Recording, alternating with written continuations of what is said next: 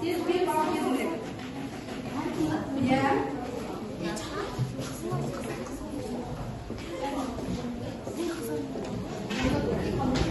Hayda ben birini almadınlar mı? Kızlar. Ben birini almayayım sen değilsin. Bir sarı oldu. Hayda. Sözlerin dürüst aytılığı deydi. Балар жоғарыда көрініп тұр ма сіздерге, иә? Мына жерде міне қайсысы сөйлем дұрыс келеді екен? Сөздердің дұрыс айтылуы. Бұл үй тапсырмасына 2 балл беріледі барлық топқа. Сөздер дұрыс айтылу орфографиялық нормаларға бағынады. Орфографиялық нормаларға бағынады дейді. Жарайды. Келесі, интонация дегеніміз кім жалғастырады?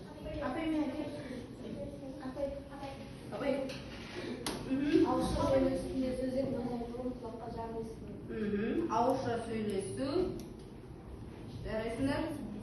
Келесі, сөйлеушінің өз ойын дұрыс жеткізуіне маңызды болып саналады дейді. Айбол. Логикалық екен. Жарайсың. Соңғысы кідірі сол Шулдан. Сөйлеушінің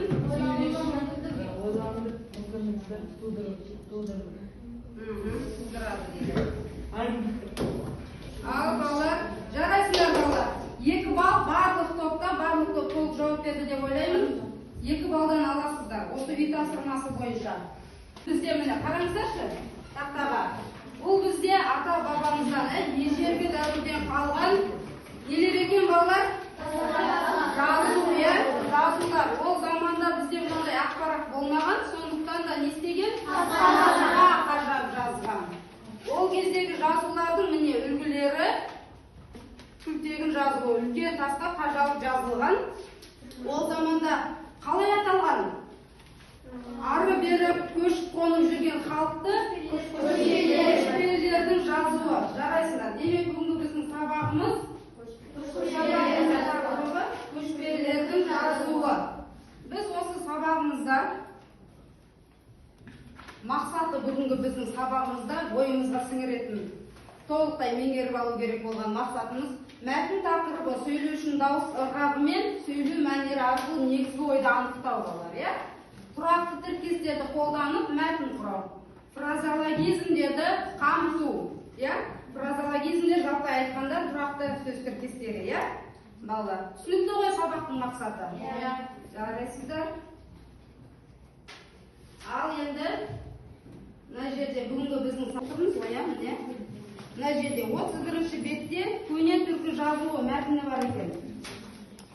Топтан кезек-кезек бөліп оқиық, осы түсінгеніміз бойынша осы мәтінмен жұмыс жасаймыз.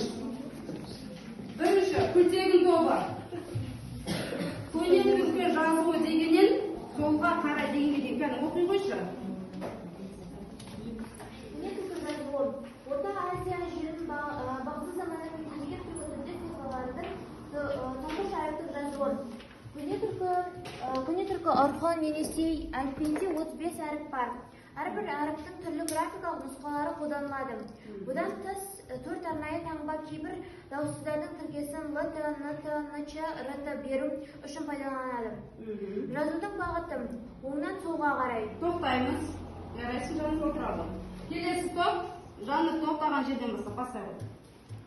Бұл әліпби көне түркі тілінде мынандай дыбыстық жүйесін белгілейді.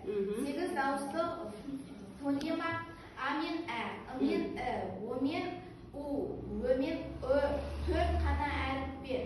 16 дауыссыз фонамен 31 әріппен белгілейді. 11 дауыссыз фонамен Б, Г, Г, Л, И, Қ мен К, Л, Н, Р, С, Т, Ш. Жуан жіңішке нұсқауларының таңбаларымен ажыратылады. Кейде олар жіңішке әрі жуан әріптердің орнымен қолданылады. Мұндай тыс 5 дауыссыз фонамен З, М, Н, П, Ч. Дара таңбамен ғана белгілейді. Жарайсыз, отырады. Келесі.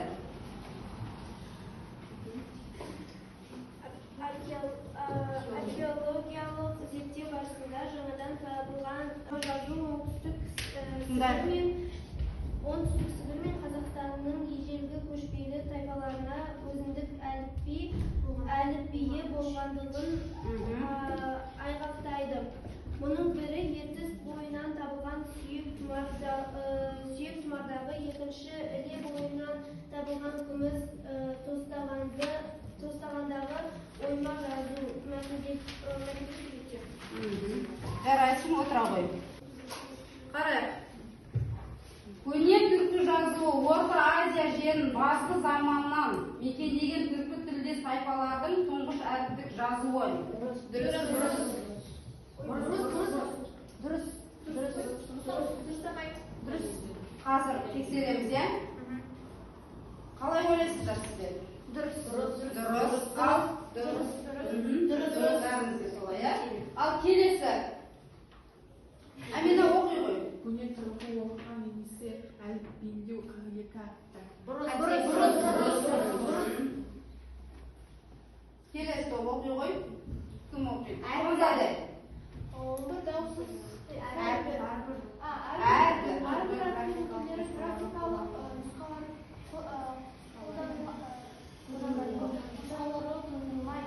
Қолданылмайды дейді, иә? Қалай? Барлығымыз бір ауыздан ба? Орнымыздан тұрайық. Бір-бірімізге қарай. Біз енді жоғарғы сыныппыз ғой, билемей, қалай сәлемдесу керек екенін ұғынай қалды. Кәне, мына жерде бәріміз жүріп болып тұр ма? Бәріміз жүріппен екенсіздер ғой, ал енді бастаймыз. Қазақтар бізде қалай сәлемдеседі екен балалар? Кәне бір-бірімізбен қол алсайық. Қол алсамыз. Италияда не істейді екен балалар? Тез. Жарайсыңдар. Бразилияда не істейміз балалар? Арқасымен неге тұрмыз Әмина? Кәне екеуміз үшеу болып кетеміз. Былай сәлемдеседі екен, иә? Испанияда шынтақпен, кәне шынтақпен. Ал енді балалар, Австралияда жарайды балалар, отыра біліңдер.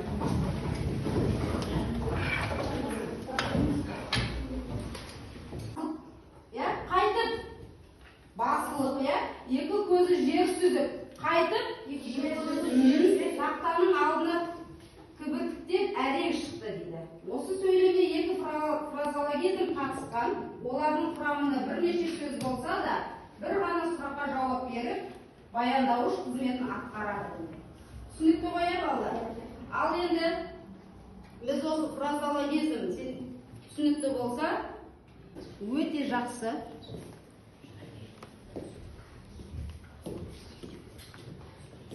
Ал үлкен жазу тобы, сіздер не істедіңіздер? Кәне, кім аяқтап болды?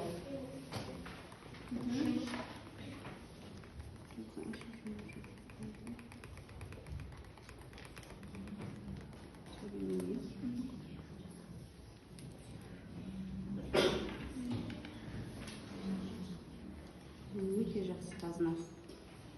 Жарайсың.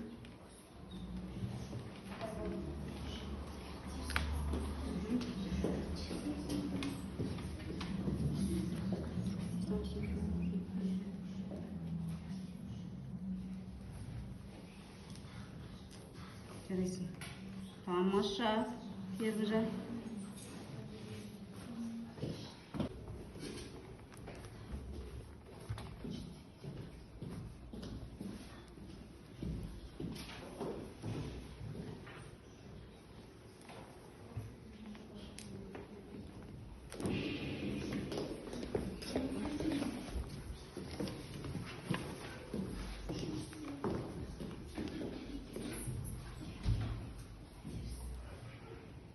Асығып қалай болса солай жазуға болмайды.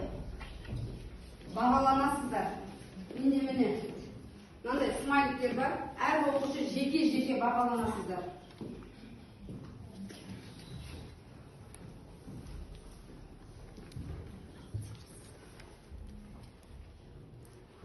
жоқ оны істейсің оны. Не қалды? Дұрыстап жазсың. Дұрыстайсың ба шебер?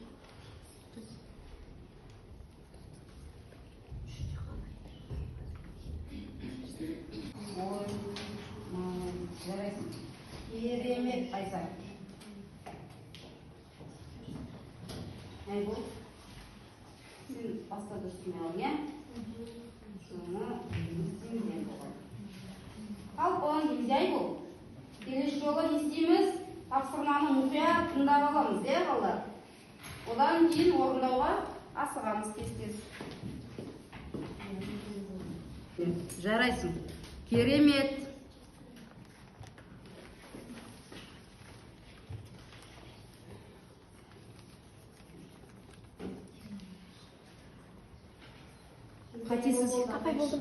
Қатесіз жазайық, е? Жақсы. Қатесіз жазамыз. Жаста қылып жазған. Ол біздің заманға дейін 5-4 ғасырдан қалған көшпелі тайпаларында өзіндік әліпбиінде 35 әріп бар. 35 әріп бар.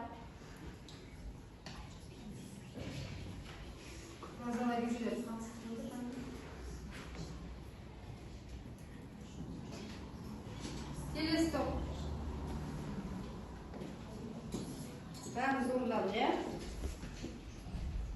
Үлкен жазып тұрады ол.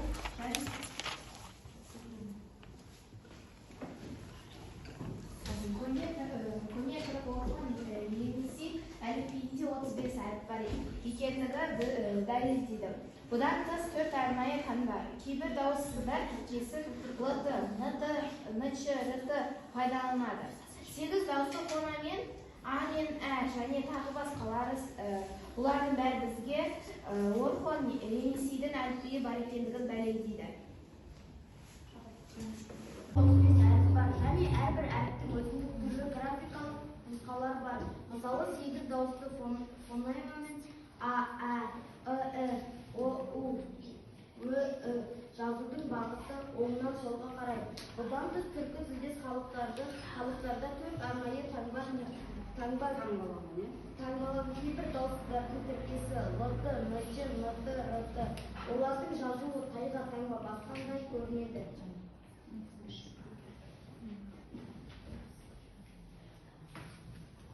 Болма? Күлтегін тобынан 2 оқушы ғана оқыды, е?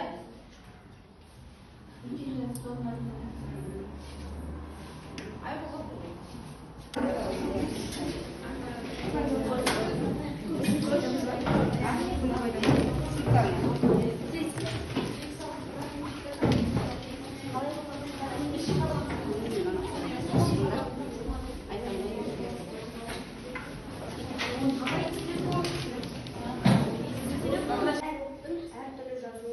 Ал, жарайсыздар, балалар. Ендігі бізде бұл тапсырма бойынша 3 балл берілген еді. Толықтай біз фразалы екілеп қастырып жазбағандықтан 2 балдан беріледі. Түсінікті ғой, бірақ сіздер мәтінді қамтыдыңыздар, я? Мәтінді нақтылай келе ішіндегі бізге қажет дүниелерін жазыңыздар. Жарайсыздар. Сонымен бізде неше балл болды? 7 балл. 7 балл.